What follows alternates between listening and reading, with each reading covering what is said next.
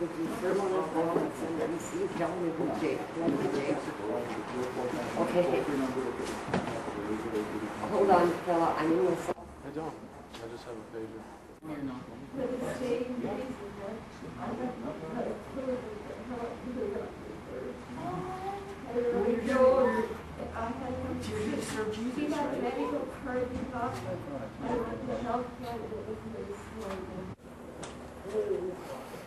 Dan, I'm checking your blood sugar, darling, okay? So it's gonna hurt. It's a needle poke in the finger, okay?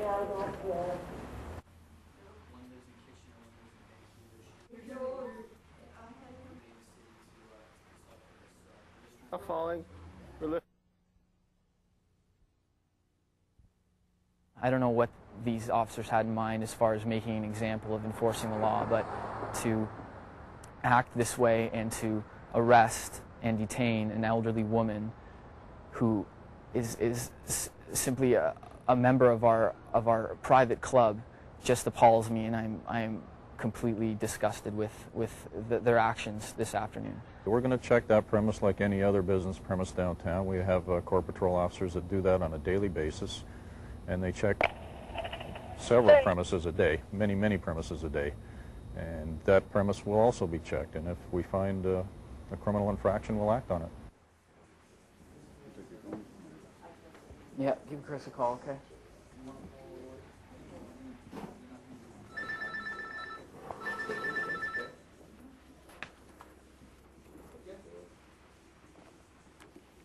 Hello? Hey, Mary, how you doing? Good, good. Looks like we're in the middle of our first arrest here at the Up and Smoke Cafe.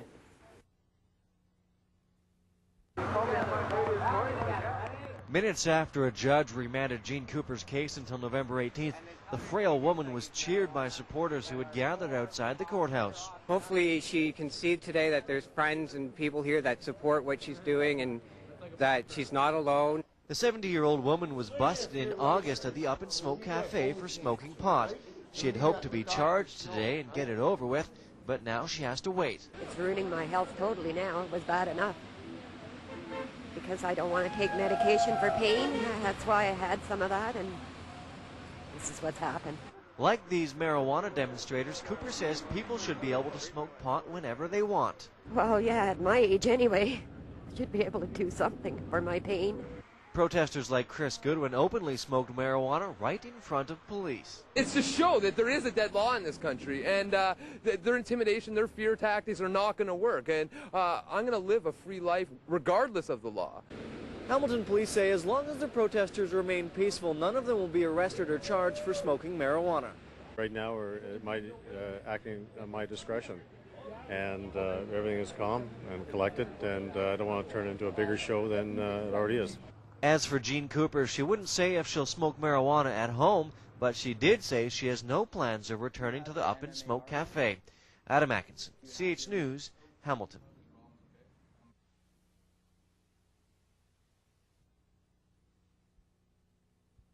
I feel like I'm 16. I want to dance.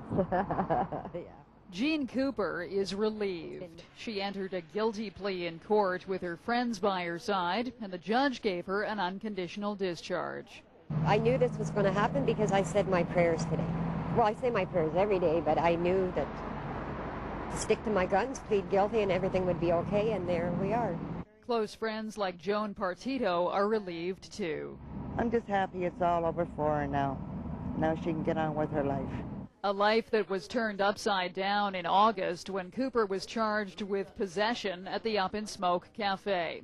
She started using pot a year ago to ease the pain of osteoarthritis, but she doesn't have a medical certificate yet, as the law requires.